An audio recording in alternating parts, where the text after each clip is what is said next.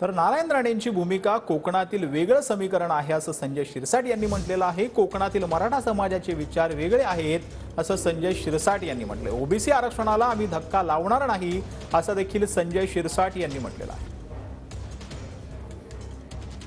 शिवसेनेचे नेते संजय शिरसाट जी आहेत, तुम्ही जर पाहिलं असेल तर सरकारने सुद्धा सांगितले, जरांगीने सुद्धा सांगितले की आम्ही या नोंदीचा तपशील याच ग्रामपंचायतच्या लेवलवर लावणार आहोत।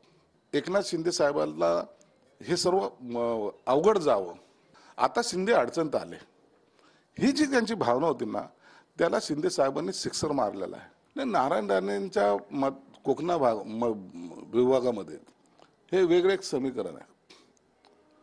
कोकणचा मराठा समाज असेल, कुणबी असेल, यांचं एक वेगळं थिंकिंग आहे, म्हणून त्यांच्या त्या राजकारणासाठी त्यांनी त्या पद्धतीने घेतली ती भूमिका आहे।